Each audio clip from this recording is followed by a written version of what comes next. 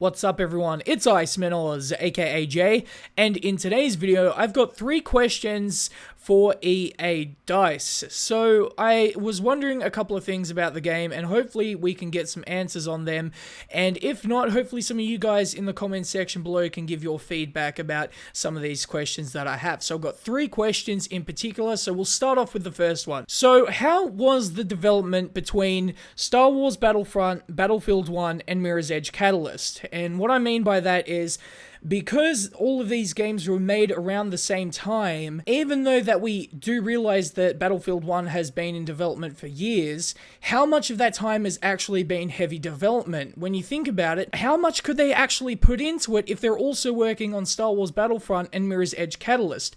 This is a concern for me because we've seen when there is a lack of time and effort put in, you see glitches, bugs in the game, poor launches, etc. That could be a huge problem when it comes to Battlefield 1. Now, there have been some discussions in the comment section about that the reason that Battlefront wasn't all that great was mainly because they were focusing more on Battlefield 1. Now, that is a theory, of course, nothing's confirmed on that, but when it comes to Battlefield 1, how much time have they actually put in? That is my question to DICE.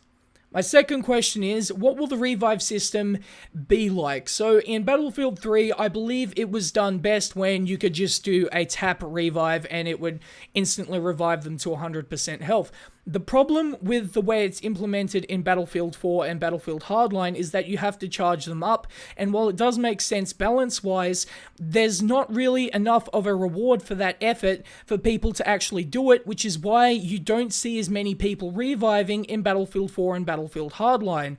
This is a really bad thing, mainly due to the fact that people are getting worse KDs, and generally people will get more frustrated when they're dying a lot more. And when it comes to teamwork in Battlefield 3, it was obviously a lot better, mainly due to the fact that people would just be focusing on getting each other up and really spamming it so you could go forward and continue, and it really pushed that team play aspect, and it's really been taken away in games like Battlefield 4 and Hardline, mainly due to this game mechanic, and I can understand where they're coming from with it, of course, because if you charge it up, it does seem to be more of a better gameplay balance, technically, compared to the other classes. Infantry-wise, they aren't as good as the medic, of course, but that's what the assault is. The assault class is supposed to be for the infantry player. If you want to be an engineer, you should be playing that on Conquest. You should be playing that on another mode. Don't try and nerf the class that's made for infantry to match the classes that aren't even meant to be for the infantry gameplay itself. And my third and final question is,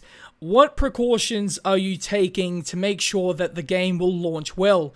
No crashes, kicking, lag, things like this. What precautions specifically are being done to make sure that it isn't the same way as it was in Battlefield 4? Because that game was developed for years and we noticed that it had a terrible launch. Anyone who's even played the game will understand that it wasn't acceptable, and in my opinion, it took about 1.5 years for the game to even get decent, and that's even questionable. I don't want to go into Battlefield 4 again, but my point here is that it cannot be contested that the hit registry issues, the dusting issues in Battlefield 4 were absolutely unacceptable.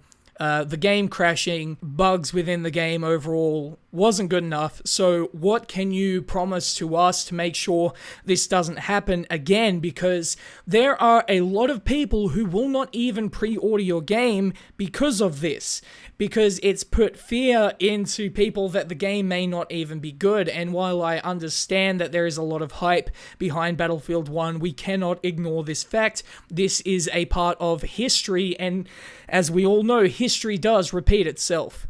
Hopefully not, though, in the case of Battlefield 1. So there it is, guys. Leave your thoughts in the comments section below. But with that being said, hopefully you guys enjoyed this video. And if you did, please like, share, subscribe, and peace.